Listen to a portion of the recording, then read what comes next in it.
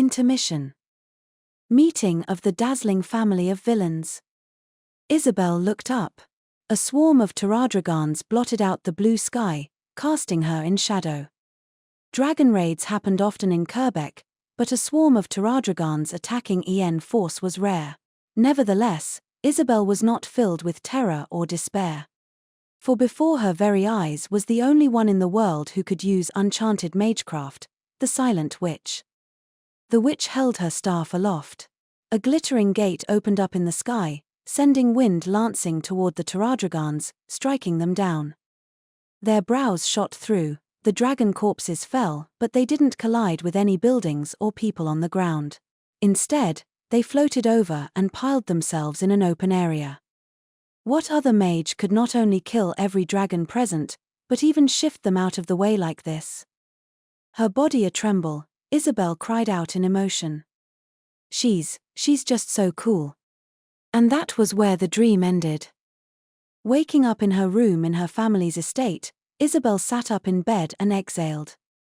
It had been 2 months since the slaying of the black dragon of Wergen and its winged minions, but what she felt that day still made her heart pound.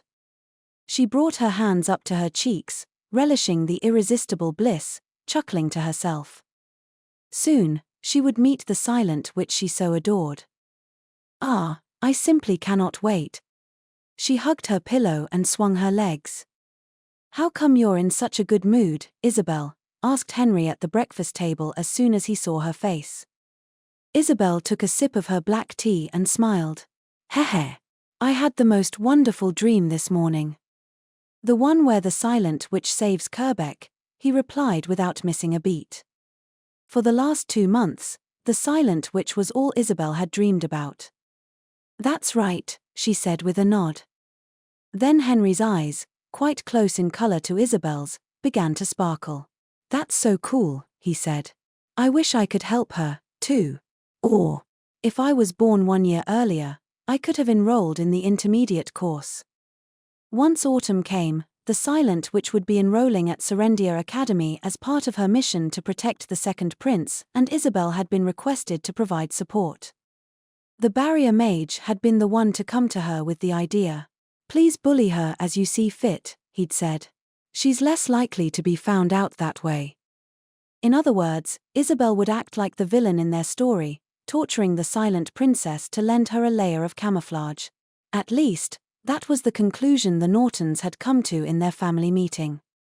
And so she'd been researching day and night how to carry herself as the perfect noble villainess. We should invite the silent witch here once your mission is complete, Isabel, her mother had suggested with an elegant smile. Her father, the Count of Quebec, had agreed. Good idea, he'd said, stroking his beard. Also, the cover story the barrier mage gave us involves the silent witch being taken in by my mother. Monica Everett, the silent witch, was to play the part of the previous Countess Quebec's adopted daughter while she was undercover at the academy. In other words, she'd be treated as Count Quebec's younger stepsister. The Count looked around at his family, his face the picture of seriousness. So when she arrives here at our invitation, should I greet her as my sister? The entire family immediately voiced their disapproval.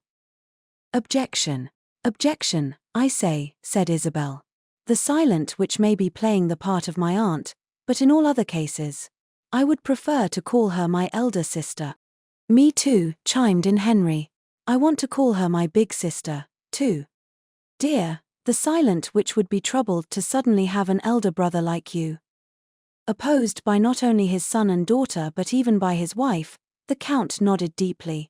His next words held every bit as much gravity as any other important decision he might make.